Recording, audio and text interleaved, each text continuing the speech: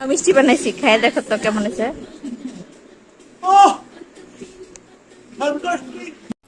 যারা মিষ্টি বানাতে পারেন না বা কখনো বানাননি তারাও যদি আমার এই রেসিপিটা ফলো করেন তাহলে আমি 100% শিওরিটি দিয়ে বলতে পারি আপনারা এরকম মজাদার, আমার আব্বুর ভাষ্য মতে ফ্যান্টাস্টিক হাঁড়ি ভাঙা মিষ্টি ঘরেই বানাতে পারবেন।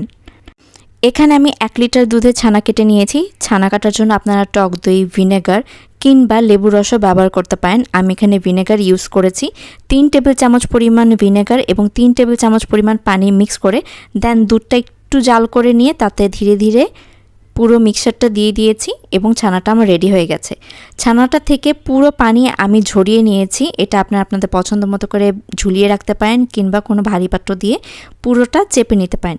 আর এখন যে মিক্সচারটা দিয়ে দিচ্ছি সেটা হচ্ছে 1/2 চা চামচ ময়দা এবং 1 চিমটি বেকিং পাউডার। ভালো মানের একটা বেকিং পাউডার নেবেন। ছানা হালকা হাতের তালু দিয়ে মথে নিয়ে তাতে বেকিং পাউডার এবং ময়দা দিয়ে দেওয়ার পরে আরও কিছুক্ষণ মেখে নেবেন। যখন দেখবেন ট্রে থেকে ছানাটা উঠে উঠে আসছে তখন আপনার ছানা রেডি। হাতে ঘি মাখিয়ে নিয়ে দেন মিষ্টি শেপ করে নেব। এখানে 1 কাপ চিনি এবং 3 কাপ পানি দিয়ে আমি শিরা করে নিয়েছি। এটা একদম পাতলা শিরা হবে। তারপর পানিটা ফুটে উঠলে আমি এখানে মিষ্টিগুলো দিয়ে দিব। 1 লিটার দুধে 1/2 কাপ ছানা হয়েছে এবং তাতে আমি যেহেতু হাঁড়ি ভাঙা মিষ্টিগুলো একটু বড় সাইজের হয় আমি এখানে 7টা পিস মিষ্টি করতে পেরেছি। প্রথমে 5 মিনিট ঢেকে রেখে দিব এবং পরবর্তীতে 5 মিনিট পরে ঠিক 5 মিনিট পরে ঢাকনা খুলে আমি মিষ্টিগুলো এভাবে উল্টিয়ে দেব। শুধুমাত্র 5 মিনিট আমি এখানে জাল দিয়েছি, ভালো করে শুনবেন।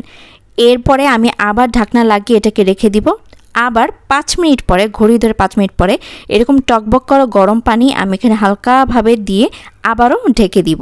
এই প্রসেসটা আমি আগামী আরও 10 মিনিট করব, মানে প্রতি 2 মিনিট পর পর আমি আরেকটু টকবক করা গরম পানি দিব আর ঢেকে রাখবো। এভাবে আরও 10 মিনিট জাল করার পরে সারা রাত আমি মিষ্টিটা এই শিরার মধ্যেই রেখে দিয়েছিলাম। পরদিন সকালবেলা এভাবে হাতে চেপে পুরো রসটা আমি নিংড়ে নিচ্ছি, মানে আমার যে শিরাটা ছিল সেটা আমি যতটুকু সম্ভব সেটা চেপে রেখে দিচ্ছি। এরপর মিষ্টিগুলো আমার রেডি, আর হাঁড়ি ভাঙা যে খিসা সেটা রেডি করে নিচ্ছি। 1 লিটার দুধ আমি জাল করে নিয়েছি। এরপর চিনির ক্যারামেল করেছি 1/4 কাপ চিনি। আপনার চাইলে এর থেকে বেশি বা কম চিনিতেও করতে পারেন। ক্যারামেল হয়ে যাওয়ার পরে আমি দুধটা যে জাল করে রেখেছিলাম সেটার মধ্যে ঢেলে দিচ্ছি। এবার এটাকে আমার আরও অনেক জাল করে ক্যারামেলে এই 1 লিটার দুধকে জাল করতে করতে আমার অলমোস্ট 300 ml মতো করে নিতে হবে। এরপর চায়ের এরকম সুন্দর একটা কালার চলে আসলে আমি এখানে চুলার জালটা অফ করে দিয়ে দেন মিষ্টিগুলো দিয়ে ঢেকে রেখেছিলাম পুরো একটা রাত। হ্যাঁ, আপনি পুরো একটা রাত এখানে মিষ্টিগুলো রেখে দিবেন। হাঁড়ি ভাঙা মিষ্টিতে ব্যবহার হয় মাওয়া। মাওয়াটা আমি ঘরে করে নিয়েছি একদম অল্প উপকরণে। এটা আমি আলাদা করে রেসিপি দিয়ে দিব।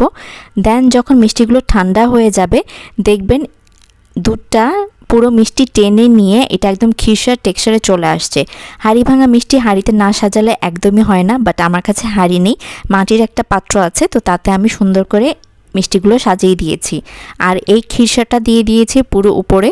তারপর আমি মাওয়াটাকে গ্রেট করে নিয়ে এখানে উপরে দিয়ে দিয়েছি, ছিটিয়ে দিয়েছি। আপনারা আপনাদের মতো করে সাজিয়ে নিতে পারেন। তারপরে এটা একদম ঠান্ডা হওয়ার জন্য রেখে দিবেন। মিষ্টি ঠান্ডা না হলে খেতে এতটাও বেশি মজা লাগে না, আমার কাছে এটা মনে হয়।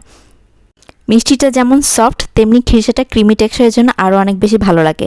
বাজারে কিনতে পারবেন 750-800 টাকা কেজি, আর ঘরে বানাতে পারবেন 200-300 টাকা খরচ করেই।